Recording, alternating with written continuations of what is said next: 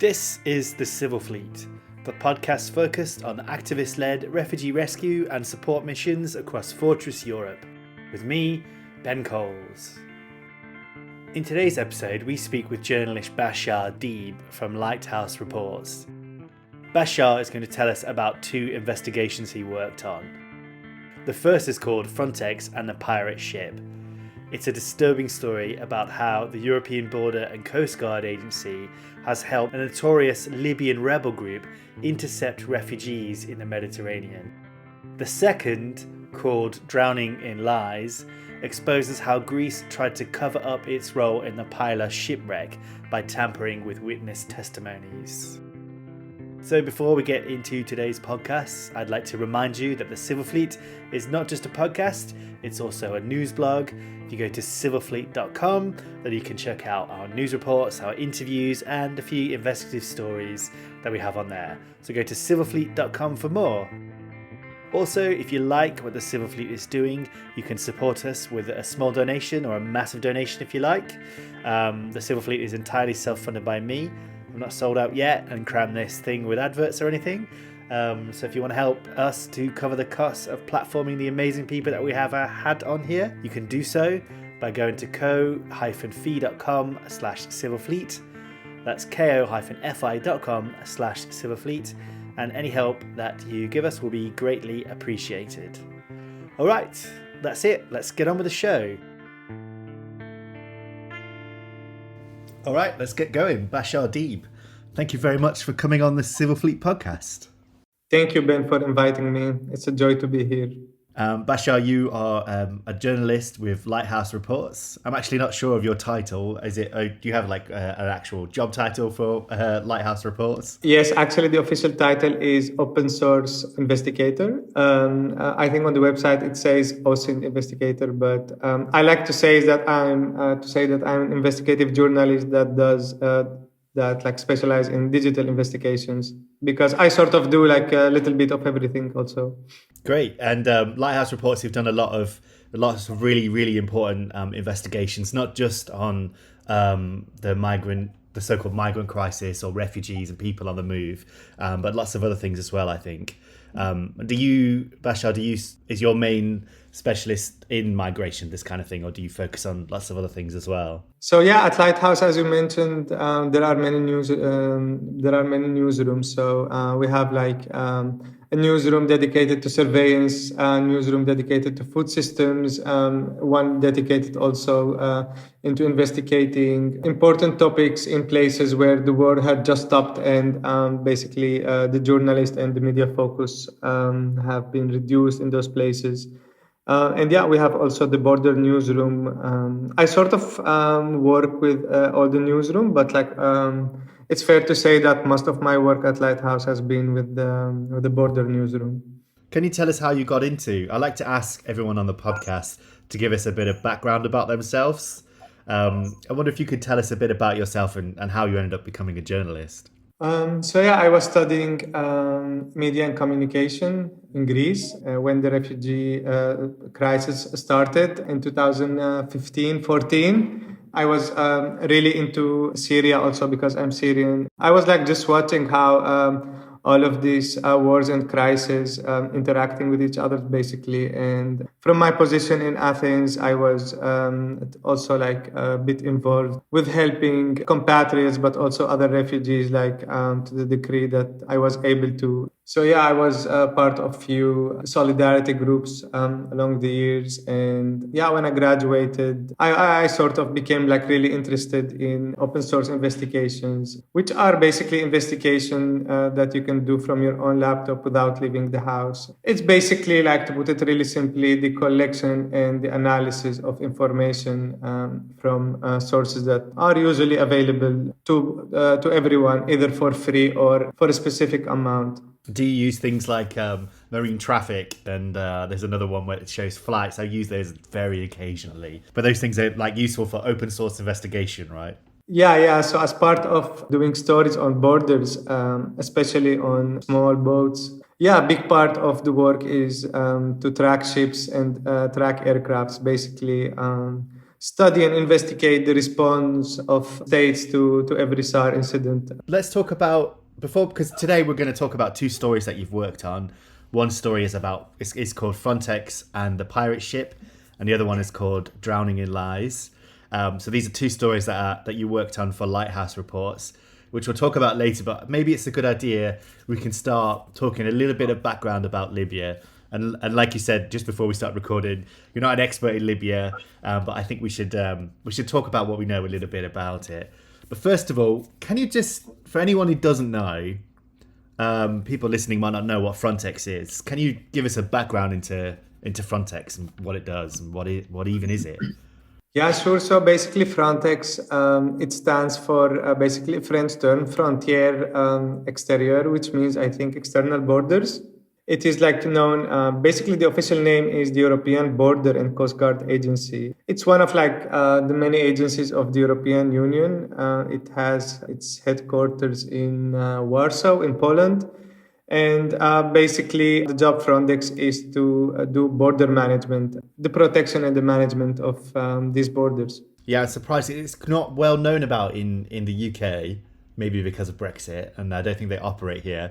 Frontex is not well known about, I don't think, in the UK. But in Europe, I think it's very well known because it gets a lot of money, right? And it's been involved in a fair few scandals. I don't know if you can tell us a little bit about those.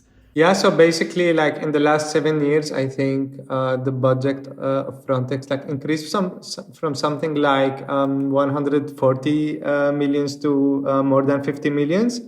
So yeah, it's fair to say that it's rapidly increasing in terms of personnel, but also in terms of funding that is being received. And of course, this funding is being provided by European taxpayers. And along the years, there were many scandals in the agency.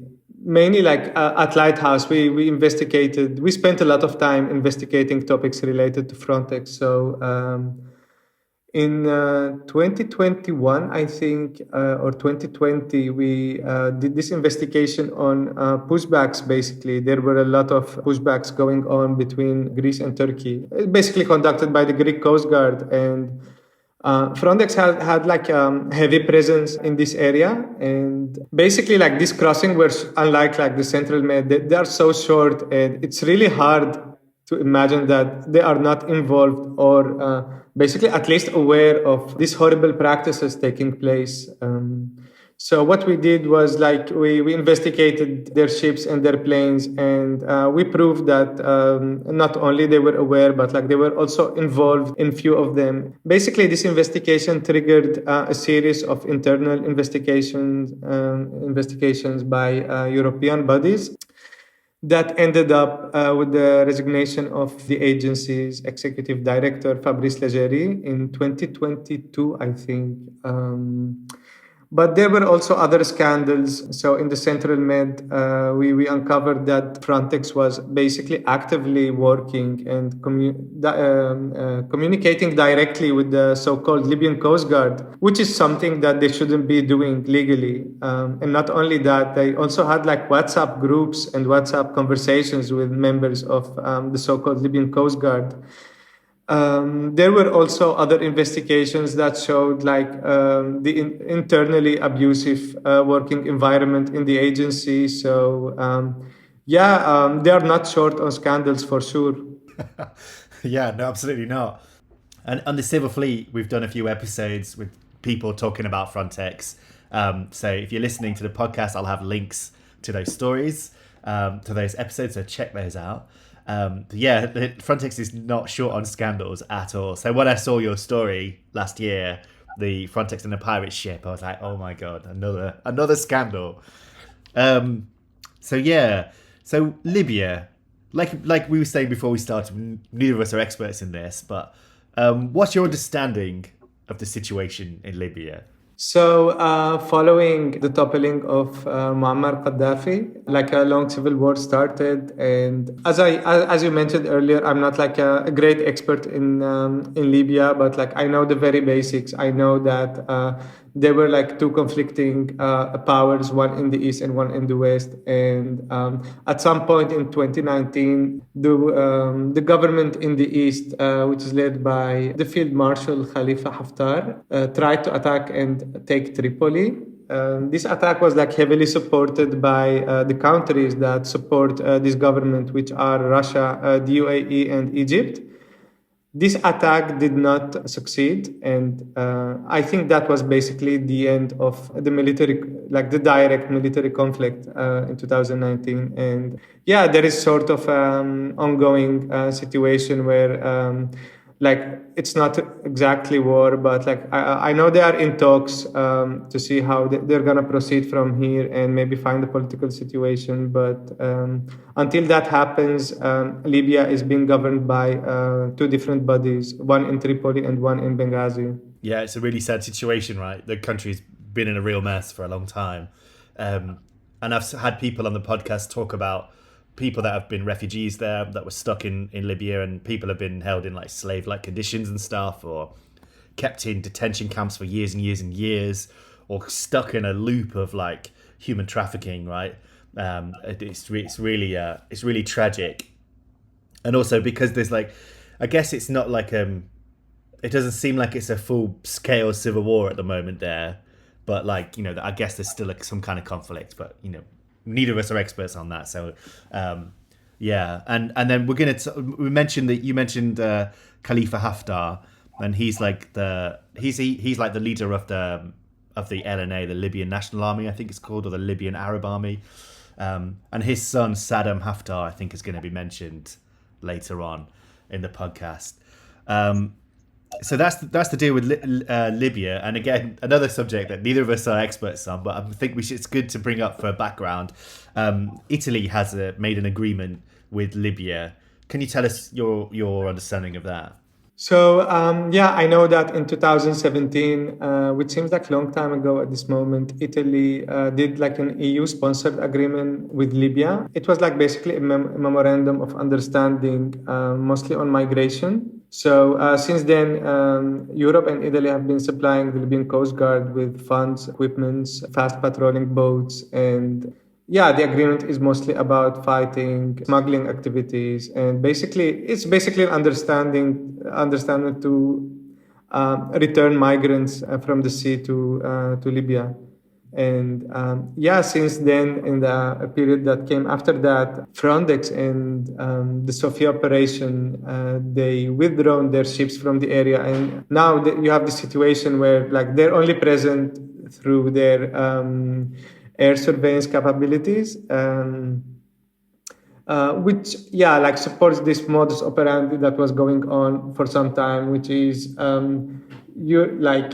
Frontex plane would spot a boat, and then like they would find a way to tell the Libyans about it. The Libyans would come, they would return them, or like do the what we call pullbacks, basically taking the migrants to Libya, which is of course like not a safe space, as you mentioned. There are a lot of horrible stories about people being traded as slaves or held for ransom until someone from their relatives pay a ransom to their captives, which are like very frequently the same people from the so-called Libyan Coast Guard.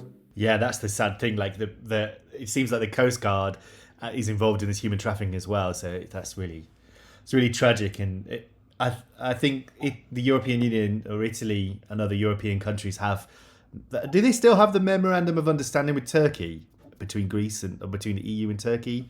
Is that still going? Do you know? Yeah, that is also, that was like, I think in 2000, when did they did that? 2016, I think they did this understanding. But yeah, until 2019, basically, Turkey was stopping most of the boats, or like a fair amount of boats that were attempting to leave its shores to Greece. But in 2019, following a Russian escalation on Syrian liberated areas which doesn't belong to the Syrian regime, it created like a big wave of refugees that some of them passed to Turkey. So at this point, Turkey was like, okay, this is not like sustainable. We're stopping this agreement. Like you have to support our troops in Syria, and Yeah, basically, they started allowing boats to leave their shores in like big numbers, and you had this very like how to say really intense period in 2020 at between like February and March, where like there was unbelievable number of people trying to enter from the Turkish Greek land borders, and you had the situation.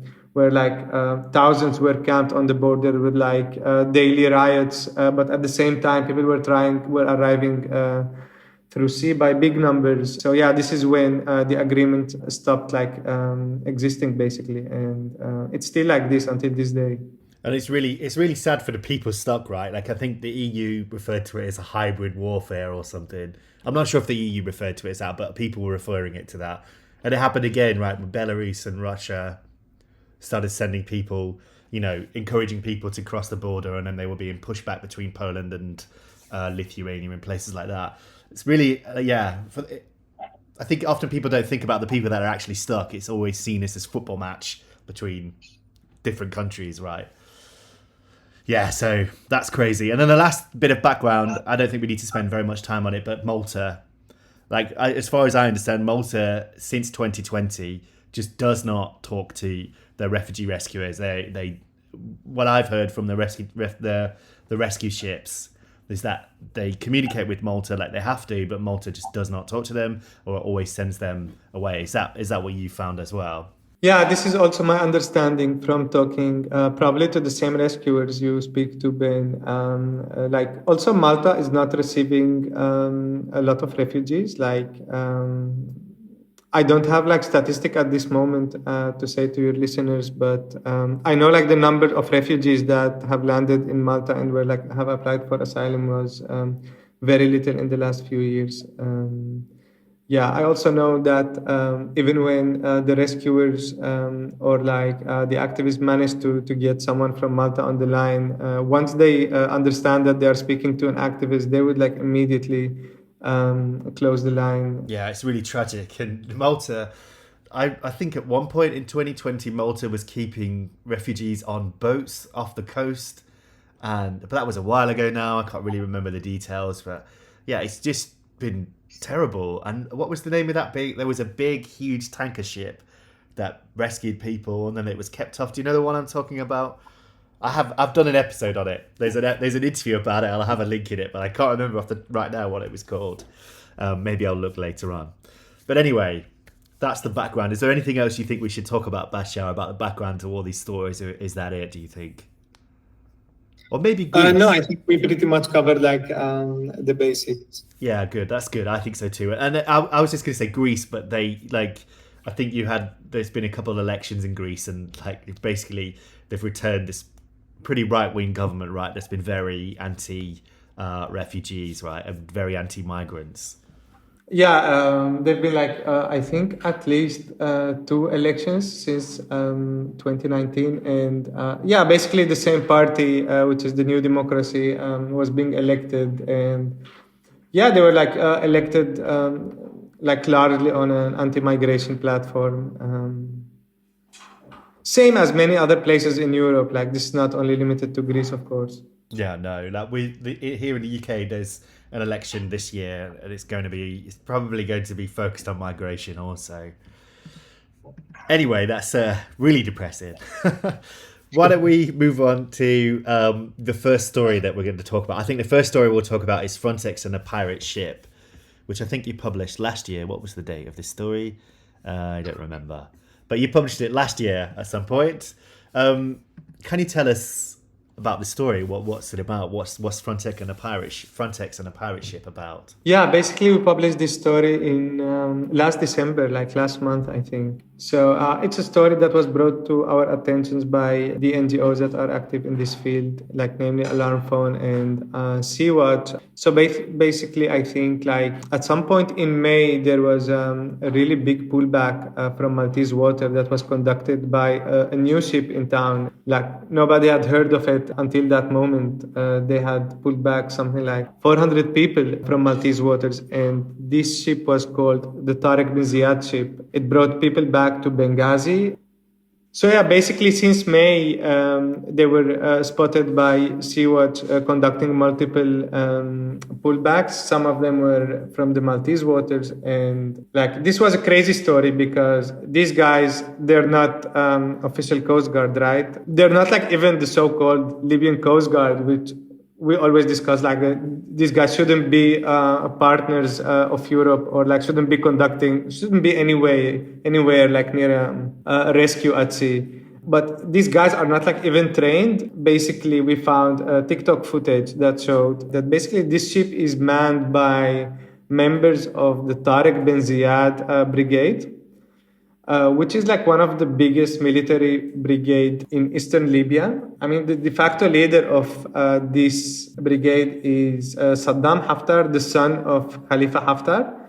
And there is like a really depressing Amnesty report, 22 pages, which details like the crimes of this brigade. And these like crimes varies from kidnapping and torturing of opposition members and migrants to sexual violence, killing, all sort of violence basically in eastern Libya.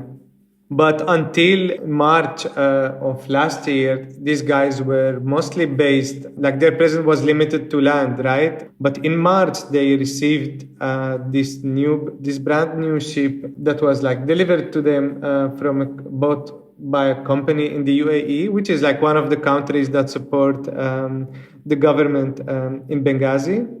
It's a very fast ship. It can go until like the speed can reach I think more than 20 knots.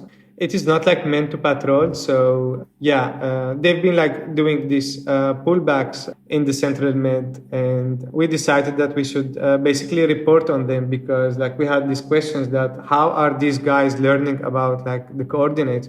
We know how the so-called Libyan Coast Guard in the West learn about coordinates, but like these guys, they shouldn't have like any sort of intel. How do they know where the migrants are? And how do they know where the migrants are? This is you talk about this in the story. Like how do they get contacted? How do they find out where people are? This is one of the things that annoys me about criticisms of the NGOs, which is ridiculous. People are saying they're acting as a taxi service or whatever. But the sea is huge, right? The Mediterranean is massive. The boats are tiny. Even the big ships are tiny compared to the sea. So how do they find them? Yeah, basically, this is very good question. So we basically spent month trying to answer this question, and we established few ways in which coordinates travel to the Tariq bin Ziyad group. One of these ways is that Frontex sometimes would spot the boat and send like an email to all the maritime rescue centers in the area, which among them is the one in Tripoli. We've been told by two big figures in the so-called Libyan Coast Guard in the West that they do share coordinates with the East. So basically, the Coast Guard in Tripoli pass coordinates to the Coast Guard in Benghazi when there is a ship that they are more suitable to rescue. And this is obviously not very strange to them because they explain to us that the Coast Guard in the East is basically under the same structure of the Coast Guard in the West. They have the same budget. They are under the same administration. People from the Coast Guard in the West often travels to Benghazi. They do training sessions. They provide them with equipment. So they are like one body, but like the same two figures, when we asked them about the Tariq bin Ziyad boat, we asked them are these your guys? They were like, no, these are not Coast Guard. These guys are army. They belong to the Libyan Arab Army in the East. So obviously, as a really powerful brigade, they have very good presence, also in the Coast Guard, and probably they can take over their its operations and just take the coordinates, and they would go and do these pullbacks. And someone would ask, but why would they bother doing that if they are not asked to? This is I think good question, because it's a very good business for them because they prove themselves as a useful actor for EU in terms of reducing basically the number of boats that arrive to Italy, and B, they are the same people doing the smuggling, so it's great business. You send people out after they pay you, then you pull them back and they hold them for ransom, like the same way that the Coast Guard in basically in the West operates, right? And we had like very good cases, not like good, but we had documented cases of people that were tortured as a result of this. That was one way, like the coordinate get passed from the west. The second way is that sometimes Malta operates also some surveillance airplanes in the area, and sometimes they do spot the boats. And we obtained this recording, which was a radio call. It was recorded by an NGO ship in the area. I would have mentioned its name if I remember, but unfortunately I don't remember their name at the moment. In the recording, basically, you could hear someone speaking from unidentified stations. So this person doesn't identify himself. He's like, Tariq bin Ziyad, can you hear me? I have a position for you. Like, do you want the boat? And they just start saying like the coordinates. And we were told like by rescuers that basically the Maltese Air Force people, they never identified themselves. So we had reasons to believe it's Maltese. And what we did is we tried to look for clues, and there was like indication that there was a Maltese aircraft coming from that position later on in the day.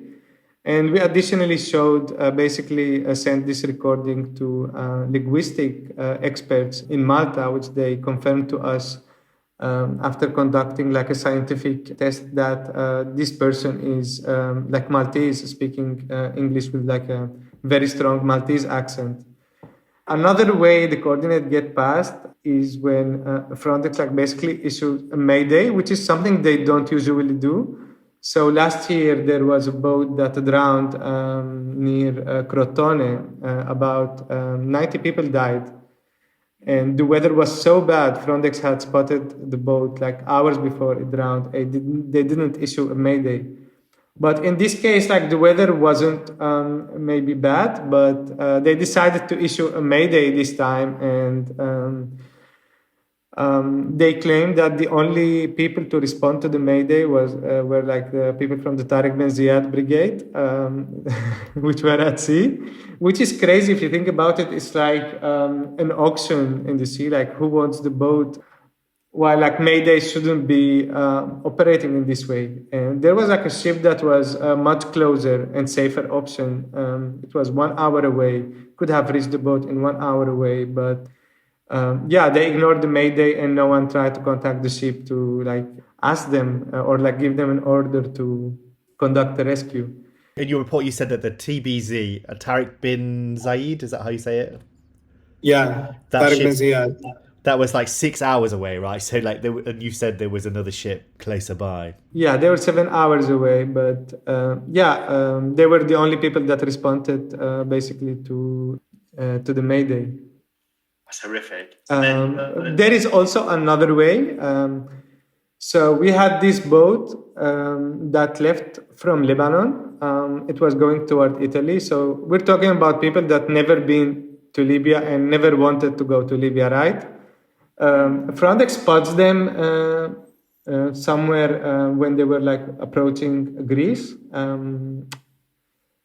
through a drone. 2 days later, like once they had left the Greek search and rescue zone and entered the Maltese search and rescue zone, Tariq bin Ziyad boat was waiting for them there. And what happened after was like a really violent interception by them.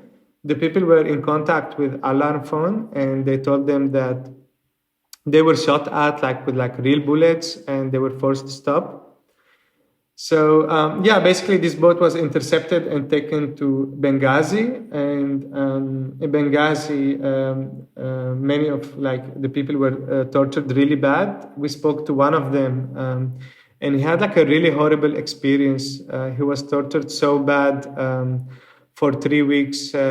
He lost like part of his memories, and They even pretended that they were going to execute him at some point. They convinced him that he was going to be executed, like just to break him down.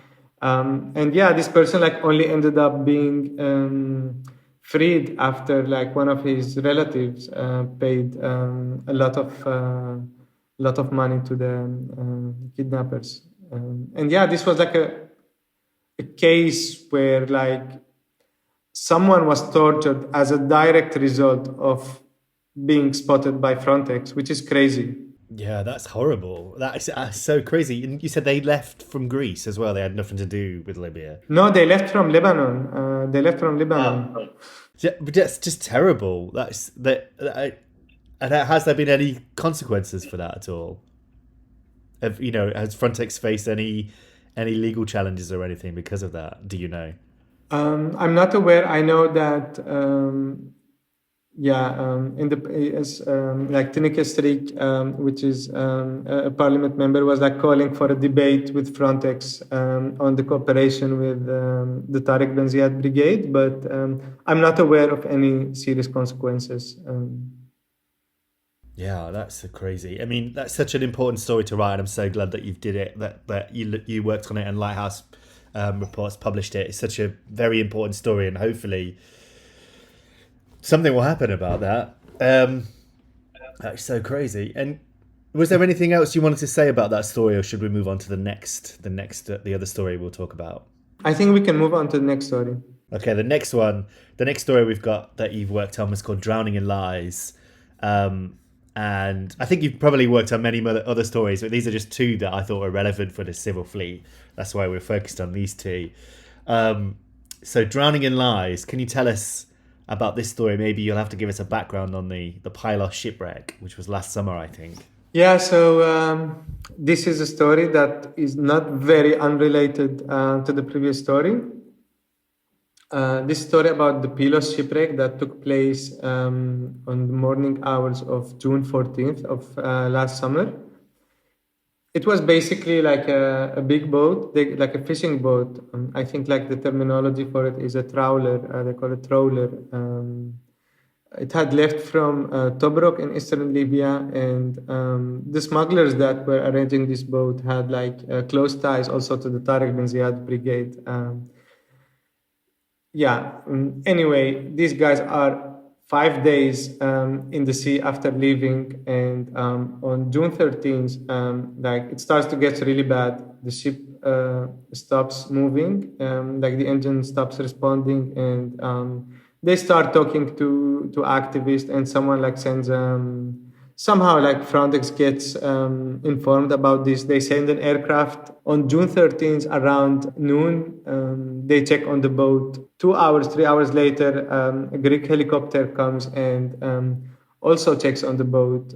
2 hours after that, the first merchant vessel is ordered like to approach the boat. They try to give them like supplies, water supplies and food, but they end up like creating a big mess because like people were all running to the one of the sides that where like the supplies were getting thrown to, and it was creating a huge imbalance in the ship and like threatening basically the life of everyone on it, because this was like a super crowded ship. Was there like 750 people on it, right? Yeah, there were more like 600 people on that ship. It was like super crowded, nowhere to breathe. And like the listeners can also Google the Pylos shipwreck.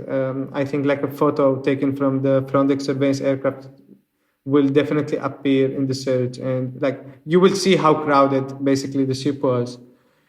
But yeah, basically the Greek Coastguard orders this ship to leave. Another ship, merchant vessel, like come next to it. They also do not provide a rescue. Hours later, they leave. The Greek Coastguard come, and around midnight, they stay next to them for like 1 hour, and then the tragedy takes place. According to the people who were on this boat, they said that the Greek Coast Guard attempted to tow them, and they announced to them through the megaphones that they are going to take them to Italian waters. And this was basically a really dangerous thing to do because we talked about the ship being overcrowded. So what they did is that they towed the ship, they towed the trawler to the Coast Guard ship, and they started basically sailing toward Italian waters, according to the migrants. And this attempt like only lasted something like around 10 seconds because the boat basically sank after like it was a really responsible thing to do. It was really obvious for everyone who could see the ship that like this is super dangerous, and the only thing you should do is to call for more ships and conduct like a serious rescue. But we had no way, basically, of confirming these allegations because, for some reason, the Greek Coast Guard had turned off their cameras during the interception. I don't know how to call it now because, they call it like I don't know how do they call it actually. They said that basically they sank by themselves because like it was overcrowded. So they didn't provide like a solid reason for this to happen. I think the Greek Coast Guard, they changed the story several times, right? Yeah, they changed their story several times. So when the ship went down, when the trawler went down, it had over 600 people. Only like I think 114 or 104 people were eventually rescued. Everyone else was like buried with the ship in probably like the deepest point of the central Mediterranean. The survivors were taken to Kalamata city, and the 9 of them basically were taken to the police station so they could have their testimonies taken. In the police station, basically, these guys told them like the truth, what happened. They told them that we were towed, but what ended up being recorded in this testimony was something different. They basically say, like in the testimonies, if you read them, the testimonies like read something like the boat was old and everyone went in a specific direction and this is how the boat sank. And you could see in 4 of the testimonies had like copy pasted phrases like in this crucial point where they start talking about the shipwreck, how it happened.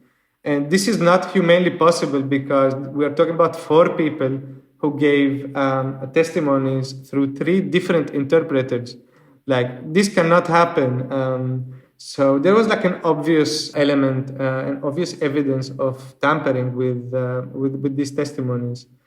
Another part of the testimony which was tampered was also the part where they named the smugglers, basically. They were sort of forced to name specific people because probably the Greek Coast Guard was looking into people to blame and to present to the public opinion as like the culprits of the shipwreck. So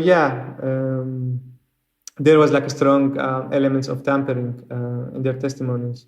Yeah, it's really crazy. It's so strange to have the exact same phrase, right? From four different people, 3 different translators. Yeah, that's odd, very odd indeed. And yeah, so you found that their testimonies and then you spoke to like I think did you speak to like 9 people or something? You spoke to several people and they told you about the towing and this kind of thing, right? Yeah, I think we spoke to 14 people. I mean, it happened last June. I don't remember the exact number, but I remember everyone told us that they saw the Greek Coast Guard towing them, except for one person who was like on the other side of ship and said he couldn't see it with like his own eyes. So, but he heard like everybody saying the same story. Yeah, and it's really horrible that is. And how did you get the testimony? Did you have to go? Did you go down to I can't remember the name of the city you said. Is it Kalamata or something? So the first day they were taking to Kalamata city, but like I think the day after they were. I'm sorry, it's my dog. Just to lighten up the conversation.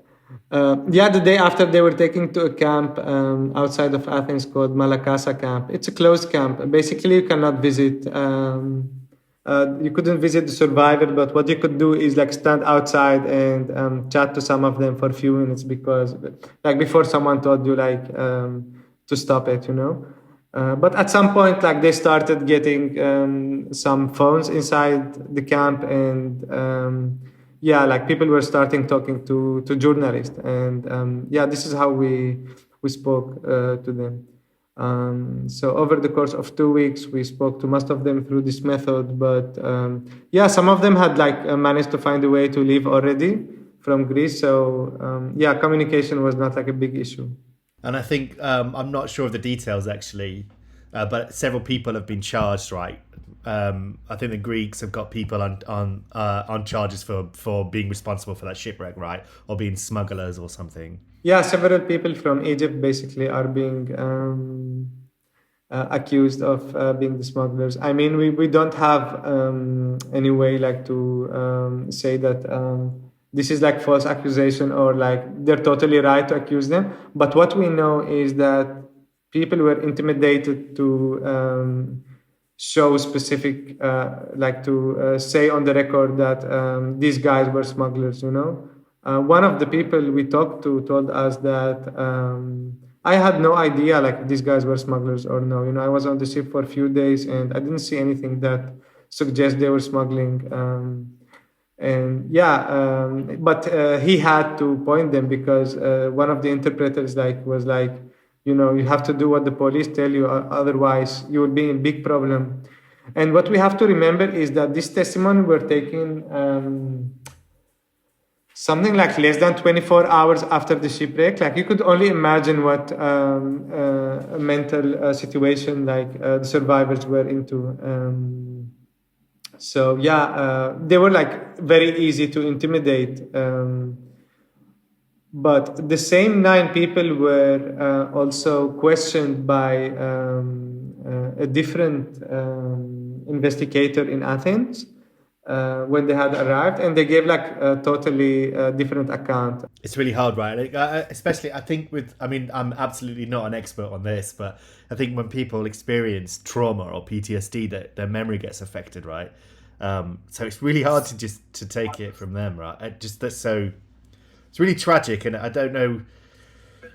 I don't think it's like a common a thing that happens in Greece, and it's happening in the Channel as well, where someone who steers the boat gets accused of being the smuggler, right? And they may never even steered it. They may have touched the thing for 1 minute or whatever to steer the ship, but they are the ones that get charged for smuggling. That's happened a lot. I've had someone on the podcast who had that happen to them. Yeah, I mean, very frequently these are people that were offered a reduced price if they would basically drive the boat. So you couldn't say like that they have benefited economically from smuggling. Like no one paid them; they just got like a reduced ticket. Yeah, it's really unfair practice, basically. So yeah, this is still going on. I think it's happening. I think this is in the courts now, right, in Greece. I'm not entirely sure about that, but I think that there's something's happening with the Pylos wreck. So we'll have to follow that as it goes along. But was there anything else you wanted to say about this story, or shall we? I've got a last couple of questions for you. Was there anything else? Yeah, basically, like just wanted to put emphasis on the fact that this boat was spotted by two different aircrafts, like by an aircraft and by a helicopter. And it was also approached by two merchant vessels and a Coastguard vessels. And despite these 5 encounters, like they made no difference to its fate. They ended up like they ended up like the story ended with a shipwreck because basically the safety of the 600 people was never a priority to everyone who handled this case. Yeah, it's horrible, right? And I'm pretty sure that if those people on that boat were European, it would have been a totally different response, right? There would have been ships there, little rescue boats or whatever. That would have been so handled so much differently. No doubt. Like I said, no. Yeah, it's awful, isn't it? So on that depressing note, let's ask the big final question, Bashar. How do you feel about the future of Europe's, handling of this crisis? I mean, I feel that like in the short term future, it's gonna get worse for sure. I think you could see it like going that way. I mean, who knows? Maybe something will happen in the next few years and change like the course of these events. But like I cannot see it getting better, and I can definitely see it getting worse, like in the short term at least.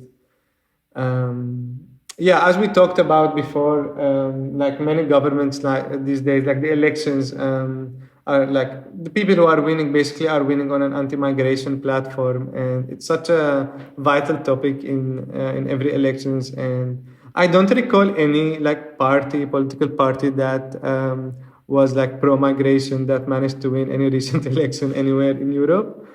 I don't know. You can correct me if I'm wrong.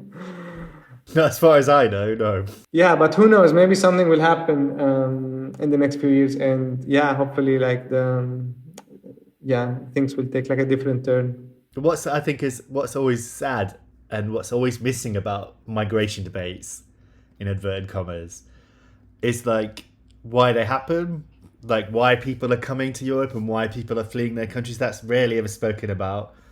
Um, do you think that's true? That like that is that how you see it too? Yeah, I mean, totally. For example, now Cyprus want to consider like few places in Syria as safe places to return migrants to. Um, and like this is a great case of what you just said because the real problem in Syria is, for example, for me as a Syrian, is the Assad regime. And instead of addressing the problem, like you're making it worse by like saying that this place is safe for Syrians. So yeah. Also, I know like a lot of people are leaving because of climate change from other areas that are affecting the ways they're eating or making incomes. So yeah, like the causes of this is like largely unaddressed. Yeah, and then I think yeah, it's really depressing. But I think what is a good thing, maybe we've tried to end on a high note here, is people like you and Lighthouse Reports are working to expose this stuff, and we have to. I often think, because I'm a journalist too, and I often think, what am I doing, and is it making a difference? I don't know if it makes a difference, but what I think it does is it highlights an issue. You have to make sure that people don't. You have to make sure that people know what's happening, so people can't say they didn't know it was happening. We have to draw attention to it, and I think that is the point. I don't know. What do you think? That's quite a deep question. Yeah, and I always like believe that our work on borders have impact for sure. But I personally tend also not to overstate like the impact on like big events, but like it definitely has impacts, even if it's small impact. It's a really good reason to keep doing it. Yeah, absolutely. I agree.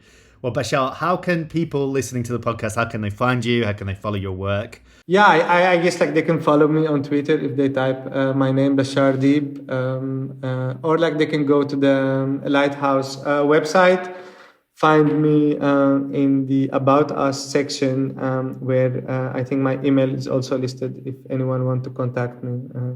Okay, great. Well, Bashar, it's really good talking to you. Thank you so much for your time. It's really great to get you on, and maybe we'll have you back on at some stage in the future, or another one of your colleagues. Who knows? But anyway, thank you so much for your time, mate. That was great. Thank you, Ben. It's a pleasure being on the Civil Fleet podcast. Okay, that was episode 52 of the Civil Fleet podcast. Thank you so much for listening. And thanks again to Bashar Deeb for coming on the podcast and talking to us about his really important stories. And thanks also to Lighthouse Reports for setting up the interview with Bashar Deeb.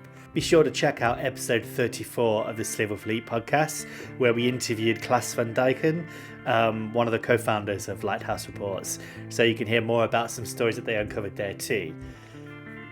Alright, and thanks again for listening. If you'd like to support us, you can do it in a couple of ways. You can do it by giving us money or donating a small amount of your cash to us to help us run the Civil Fleet. You can do that by going to ko-fi.com/civilfleet. That's ko-fi.com/civilfleet. Any donations that you make will be greatly appreciated. Doesn't need to be big, just be a little bit small. I think the whole concept is buying a coffee, and I love coffee. I'm really addicted to it. Anyway, you can go to co-fi.com/civilfleet to do that. Or the other way you can help us out is by sharing the podcast around, telling your friends about it, following us on social media and stuff. If you look at the show notes, you'll find links to everything. We're on pretty much everything. Follow the Civil Fleet on social media. Give us a rating on iTunes and stuff like that. Would be great. All right, until next time, bye-bye.